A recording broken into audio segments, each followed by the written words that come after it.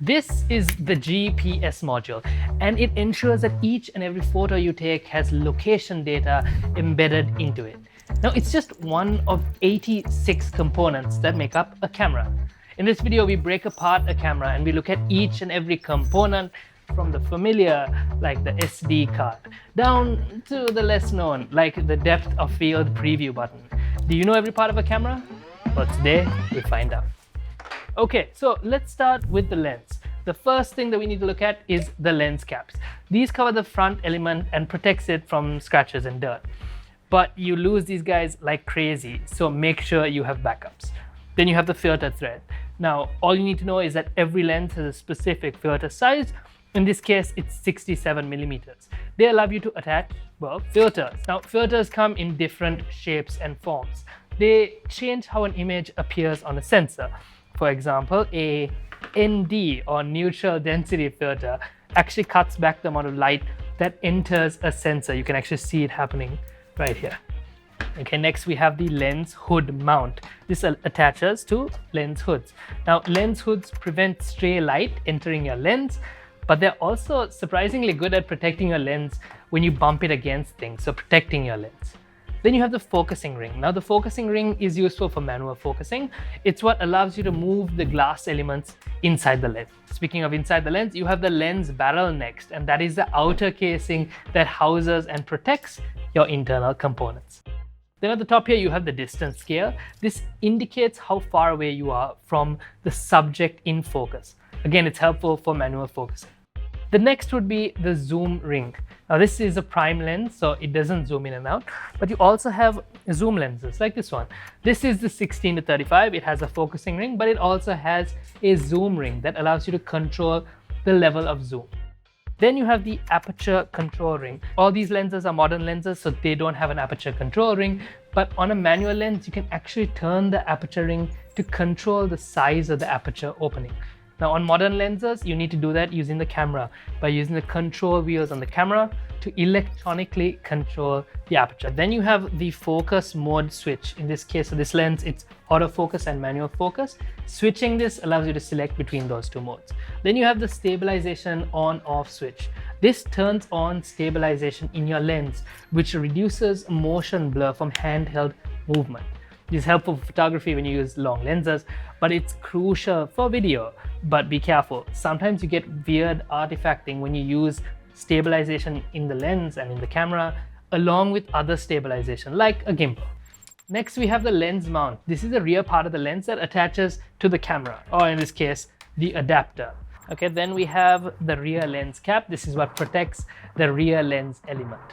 You have the lens release button. This essentially is on the camera body, but it allows you to release your lens from the camera. With that, let's look at the internal parts of a lens. There are three key components. First, you have the front element. This is the outermost glass that gathers light. It's coated to reduce glares and reflections. It is by far the most expensive component on your lens. Then you have the internal optics. These are a specialized series of glass that correct for distortions and aberrations.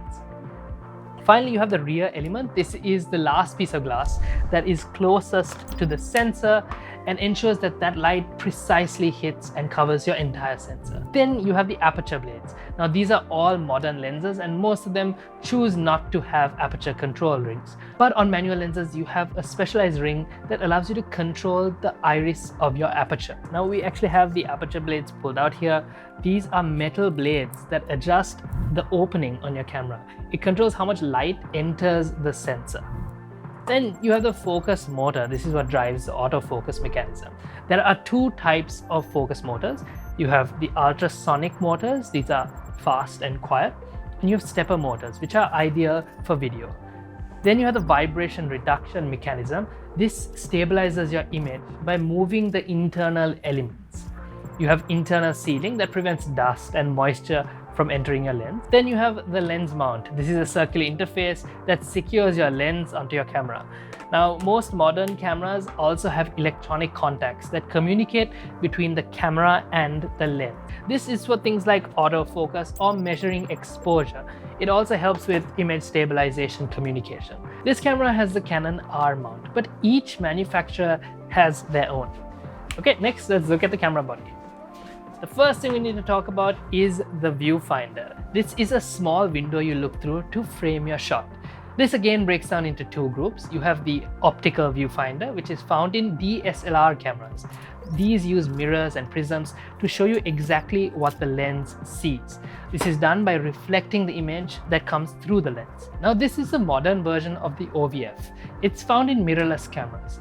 They are essentially small digital screens that show you your camera's preview. Now, for a long time, these were considered inferior and quite laggy, with differences between what you see and what you do. But that's not really true anymore.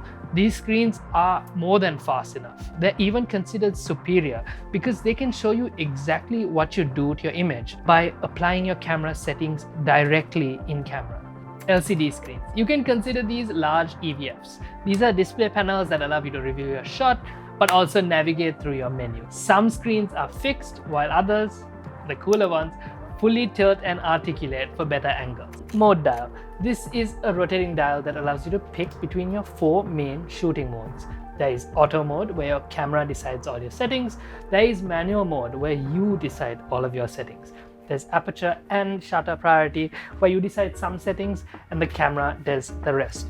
Okay, what else? Shutter button. Now, this is the most used button on any camera.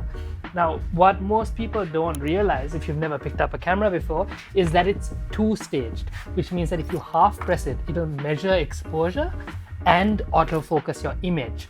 But if you fully press it, it'll take a picture or start recording a video. Power switch, a simple on-off switch that turns your camera on/off.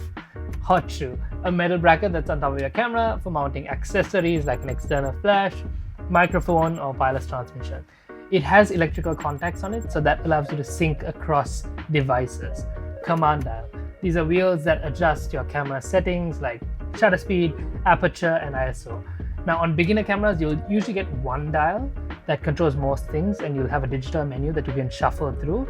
Whereas on a professional grade camera, you have multiple dials, allowing for faster setting changes. Joysticks or control pads. Now, these are small controllers that let you select between focus points, navigate through your menus, and review your images. Now, Canon, Sony, and Nikon have tried their own versions of the touchpad. This is considered the modern joystick. Most of them have come at varied degrees of success. Then you have function buttons. These are customizable buttons that you can assign against frequently used functions. For example, I like to put white balance on mine. Then you have the playback button, which essentially allows you to look at the pictures you've taken. Menu button. This allows you to navigate through all of your camera settings and your different camera modes. You have a flash button on some cameras. This pops up your camera's flash, built-in flash. This flash isn't very good. It's small and integrated into the body. It's quite harsh. It's not really used for professional photography. Professional cameras like this don't even come with one. Then you have your depth of field preview button, which allows you to see your depth of field before you take that picture. Okay, we're running out of time. Let's pick up the pace. Let's look at some ports on your camera. You have the HDMI port, which connects to an external screen. You have your USB-C port that allows you to connect to a computer for transferring images. But on modern cameras, it also allows you to charge the battery, which is useful. You have the mic and headphone ports that do exactly as they say. You have the Ethernet port that allows you to connect to a network to access via the network. You have this random circle port. Then you have the battery compartment, which houses the battery. Now, batteries have changed a lot over the years. They've become larger, they've become more dense. They keep modern cameras powered as power requirements increase over time. Memory card slot. This holds one or more memory cards for saving your images and your videos. Now, multiple cards can be used either for redundancy or for separating your file types. SD cards are by far the most common type of memory, but with modern cameras and their high transfer rates, CF cards have become popular too. Next, you have the tripod mount at the bottom of your camera. That's usually 1/4 inch. It's useful for attaching a tripod or a gimbal. The grip, ergonomically designed for holding your camera comfortably. The diopter adjustment. This is a small dial next to your viewfinder, bringing your viewfinder in and out of focus. It's especially helpful if you wear glasses. Then you have the eye cap. This is a rubber or plastic cap that surrounds your viewfinder. The strap mounts. These are metal loops that attach to a neck, shoulder or wrist strap. Then we have the internals of a camera. Let's first look at the image sensor. This is by far the most expensive component of a camera. This is the core component that captures light and converts it into digital data. There's many types of sensors and many sizes. The most common are full frame, APS-C, micro four thirds, and beyond.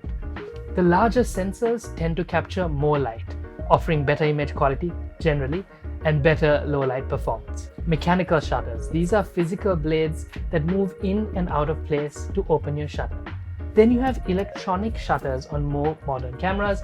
These simulate what a shutter would do electronically, making them completely silent. Now on a DSLR camera alone, you have the mirror assembly. This is a hinged design that reflects light coming in from the lens into the viewfinder. When the shutter is pressed, they flip up, letting light into the sensor. Then you have the processor. Now this is the brain of a camera. It takes raw data from the sensor, applies color adjustments, noise reduction, sharpening, and then sends that out to the memory card. In this chip also is the in-body image stabilization chip, or IBIS, that allows the sensor to float, similar to lens stabilization, but in this case it moves the sensor to counter camera shake. You have the AF sensor detection points. This is what lets you do autofocus. Again, coming in two forms, you have contrast-based and phase detection.